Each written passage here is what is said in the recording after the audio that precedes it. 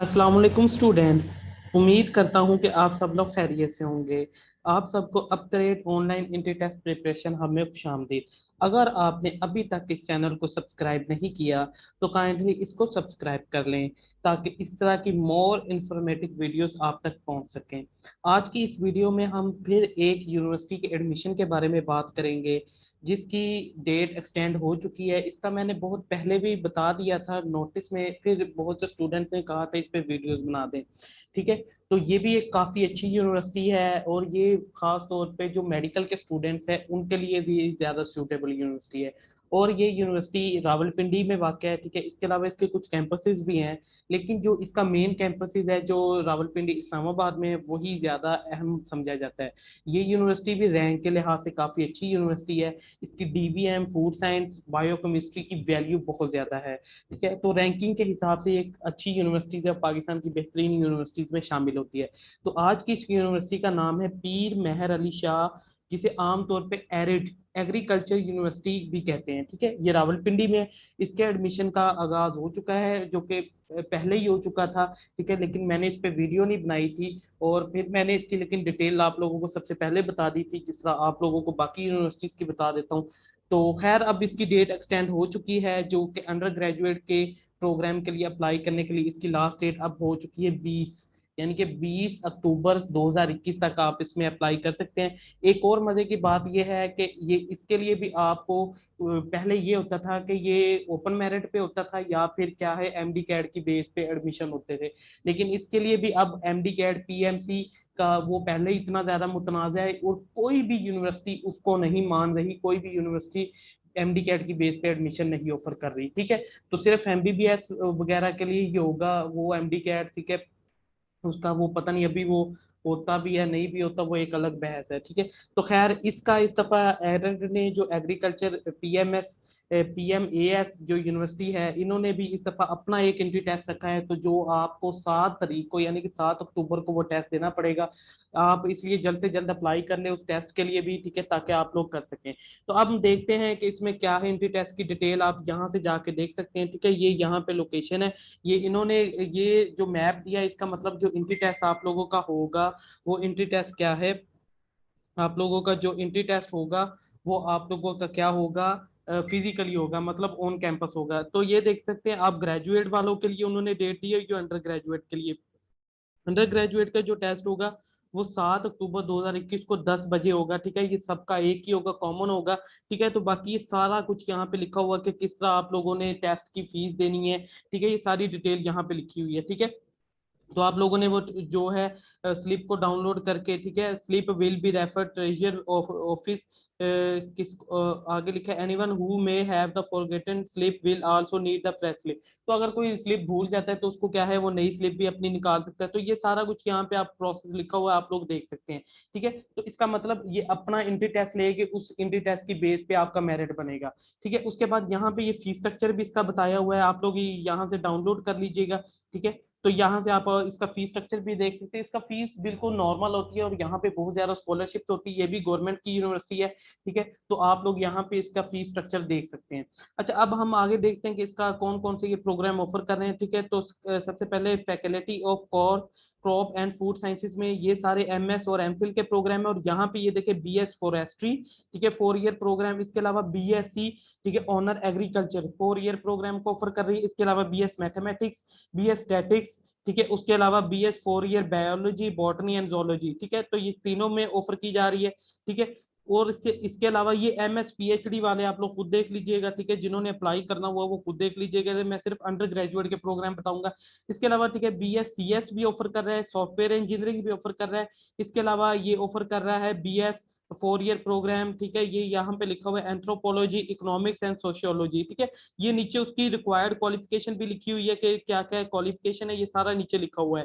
ठीक है, उसके अलावा ये डीबीएम जो इसकी मेजर डिग्री है, ठीक है, डीबीएम ऑफर करी 5 ईयर प्रोग्राम है। ठीक है, उसके लिए ये सारी रिक्वायरमेंट यहाँ पे लिखी हुई है। इसके अलावा बीएस पोल्ट्री साइंसेस, ठीक है, और यहाँ पे आप देख सकते हैं बीएस जियो इन्फॉर्मेटिक्स। इसके अलावा यहाँ पे ऑफर की जा रही है BSc human nutrition and डाइटेशन।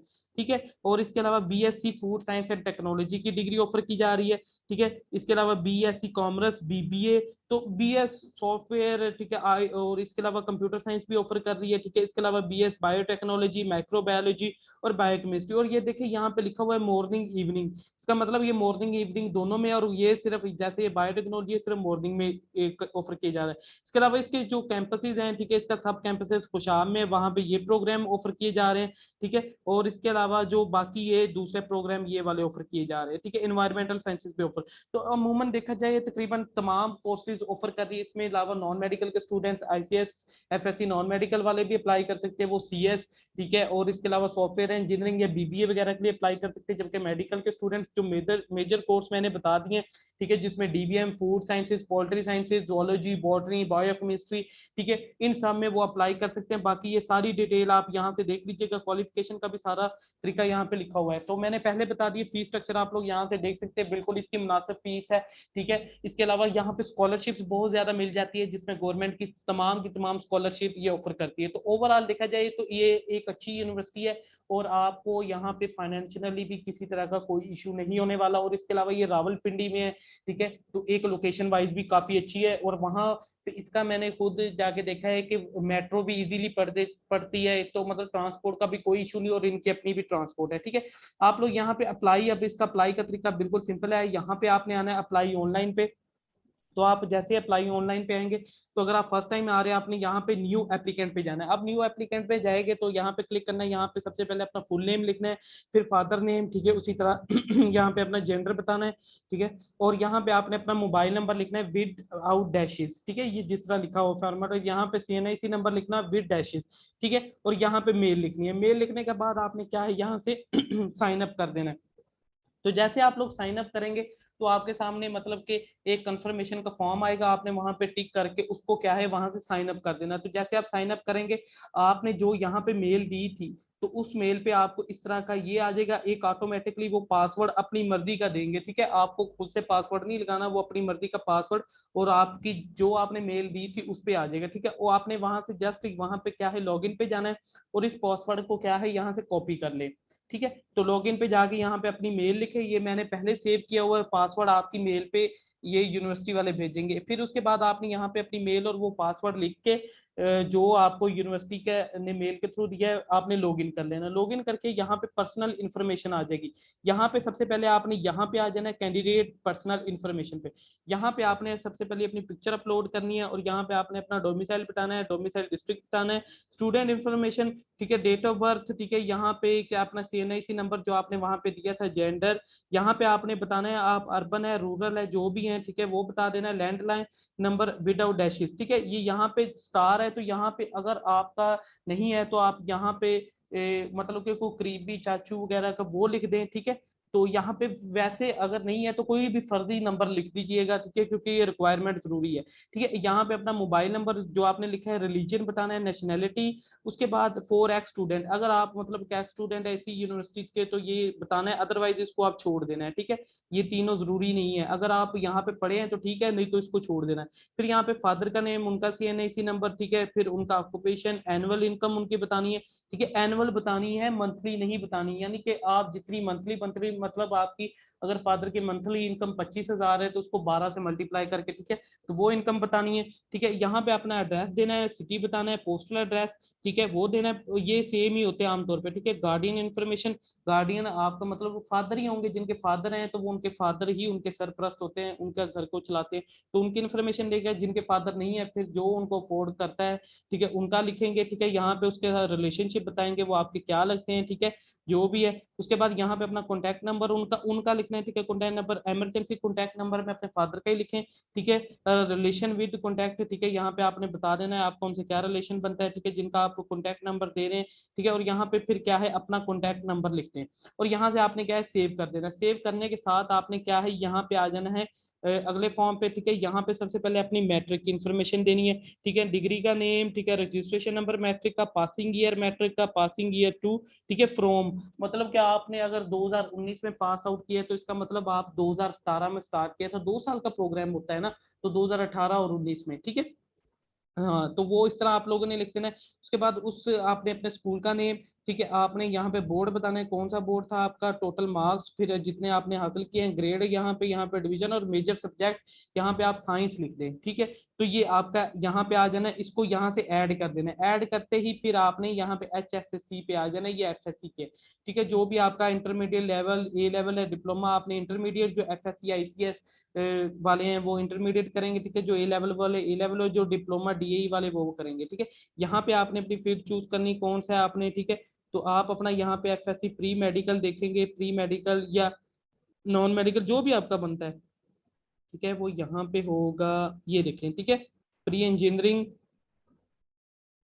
Medical वाले कहाँ पे भाई, ये प्री मेडिकल। ठीक है, यहाँ पे अपना फिर रजिस्ट्रेशन नंबर, पासिंग ईयर। ठीक है, फ्रॉम, ठीक है, फ्रॉम मतलब कि आपका कब से, और पासिंग ईयर टू 2021 में जिनका रिजल्ट नहीं आया। ठीक है, इंस्टीट्यूट का नेम लिखना है, अपना बोर्ड लिखना है, यहाँ पे टोटल मार्क्स। अच्छा, यहाँ पे इन्होंने ना रिक्वायरमेंट जरूरी लिखी है, अगर आपका होप सर्टिफिकेट बना है, ठीक है, तो आप वो लिख दें। ठीक है, उसके अकॉर्डिंग यहाँ पे ऑब्टेन भी उसके अकॉर्डिंग लिखते हैं। ठीक है, ग्रेड और ये सारा कुछ मतलब कि आप होप सर्टिफिकेट के अकॉर्डिंग लिख दें। ठीक है, लेकिन ये लिखना मस्ट है। ठीक है, तो आपने यहाँ से फिर इसको ऐड कर देना। अगर आप बैचलर वगैरह मास्टर किया है, तो जिन्होंने मास्टर के लिए अप्लाई करना, वो फिर आगे बैचलर की इन्फॉर्मेशन भी साथ साथ दे दे। तो नीचे ये सारी आपकी सेव होती जाएगी, यहाँ से आपने क्या है चेक कर लेनी। ठीक है, मैं आपको ज्यादा, क्योंकि वो वीडियो लेंथी हो जाएगी, बिल्कुल सिंपल प्रोसेस है, ये कंप्लीट करने का जरूरी नहीं है। ये आप लोग इतने अब छोटे बच्चे नहीं है, तो आप लोग इजीली इसको कर लेंगे। यहाँ पे उसके बाद आपने अपने डॉक्यूमेंट्स अपलोड करने। ठीक है, यहाँ पे आपने अपना मैट्रिक का करना है, डिटेल मार्कशीट और डिग्री। ठीक है, ये दोनों करनी है। देखिए, अगर डिग्री जरूरी नहीं है, डिग्री आप अपलोड नहीं करते तो कोई मसला नहीं है, आप यहाँ पे सिर्फ रिजल्ट कार्ड अपलोड कर दे, ये वाला पोर्शन अपलोड। जहां पे रेड स्टार नजर आए ना, ये जरूरी होता है, इसको फिल किए बगैर आपका फॉर्म सबमिट नहीं होगा। और जहां पे कुछ नहीं होगा, उसको अगर आप छोड़ देंगे कोई मसला नहीं है। ठीक है, आपका फॉर्म सबमिट हो जाएगा। तो ये जरूर अपलोड करना है। इसी तरह HSCC की अब आपका रिजल्ट नहीं आया, तो बेहतर है आप 5 तारीख तक वैसे वेट कर ले इसका, क्योंकि 20 वैसे अप्लाई की लास्ट है, लेकिन एंट्री टेस्ट की 7 है। लेकिन मेरा ख्याल एंट्री टेस्ट की भी डेट एक्सटेंड हो जाएगी। ठीक है, बल्कि होगी होगी। ठीक है, क्योंकि अभी तक इन्होंने अपडेट नहीं किया, लेकिन एहतियात के तौर पे अगर 5 तक रिजल्ट आता है, ठीक है, नहीं तो आप 6 को अप्लाई कर ले, और यहाँ पे क्या है अपना होप सर्टिफिकेट या फिर अपनी रोल नंबर स्लिप को क्या है अपलोड कर दीजिएगा। ठीक है, इसी तरह जो बैचलर्स वगैरह के वो अपनी यहाँ पे इंफॉर्मेशन कर दीजिएगा। ठीक है, तो यहाँ पे बता रहा हूँ, जहाँ पे ये रेड स्टार है वो फिल करना जरूरी होता है, अपलोड करना जरूरी है, बाकी जरूरी। तो ये करने के बाद आपने यहाँ पे अप्लाई प्रोग्राम पे आ जाना है। ठीक है, तो ये जैसे आप फिल करेंगे, फिर आपने क्या है अप्लाई प्रोग्राम। अच्छा, कुछ लोग कहेंगे हमारा जमा नहीं होता, ये यहाँ पे लिखा है PDF फॉर्मेट। तो जो आप डॉक्यूमेंट अपलोड कर रहे हैं वो याद रखें PDF फॉर्मेट में, और उनका साइज 500 KB से कम होना चाहिए। तो कुछ लोग फिर पूछ रहे होते हैं कि अपलोड नहीं हो रहे, तो ये इन चीजों का ख्याल रखना है आप लोगों ने।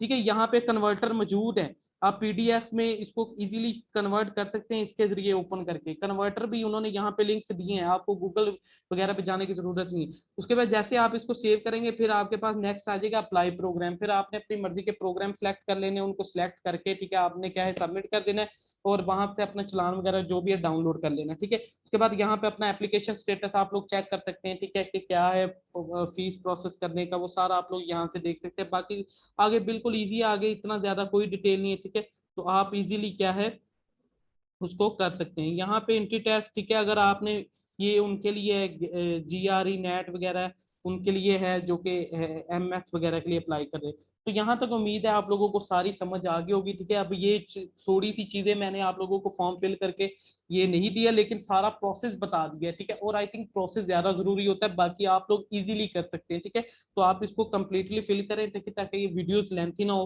ठीक है, उम्मीद करता हूँ आप लोगों को यहाँ तक सारा कुछ समझ आ गया। अगर आपको भाई ये सब कुछ समझ आया, वीडियो अच्छी लगी है, तो चैनल को सब्सक्राइब करें, लाइक करें और शेयर करें, ताकि इस तरह की और वीडियोस मैं आप तक पहुंचा सकूं। और अपना और अपनी फैमिली का ख्याल रखें। Stay home, stay safe. अल्लाह हाफिज।